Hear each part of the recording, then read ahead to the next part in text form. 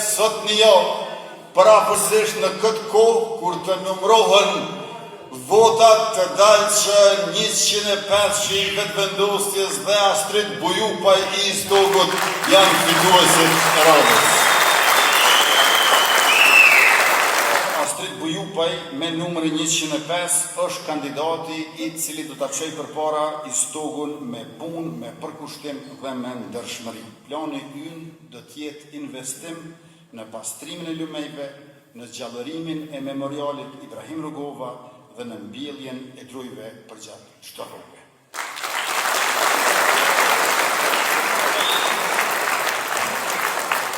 E tash po e thras atë që është këtu para meje e midis jush që të ngjitet në skenë Astrid Bujupaj, kryetaria e Stogut.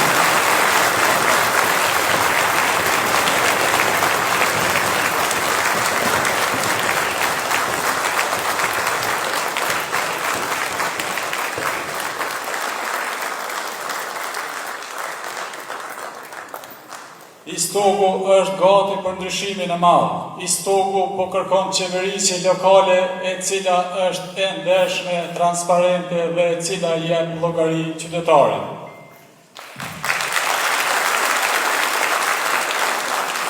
Një komunë e barazisë dhe e familjes, një komunë e zhvillimit dhe turizmit, një komunë dinamike me mobilitet, një komunë e së ardhmës dhe sigurisë, një komunë estetike dhe ekologjike, sepse i Stogu ka shumë potencial dhe bukuri.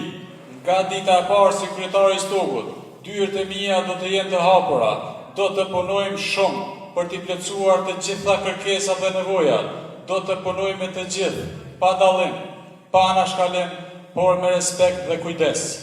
Kjo i mungon i Stogut tash, dhe me ne kjo do t'jetë pjesë e historisë. Sepse zëri qytetarit do të dëgjohet fort, e nga 12 tetor e tutje, bashkë me qytetarë, bashkë me ju të gjithë, do të ndërtojmë një stok qysh na ka hije. Kuptoni të gjithë që me 12 tetor, sot një javë, të vendosni vulën e fitores për qeverisje të mirë dhe të drejtë, për komunën me zhvillim dhe barazi, duke votuar numrin 105.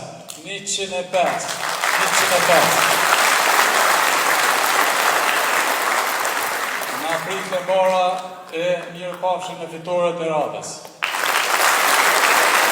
Sot jemi mbledhur për treguar për kushtimin ton të përbashkët, për zhvillim, drejtësinë dhe mirëqenien e qytetarëve tanë i Stogut.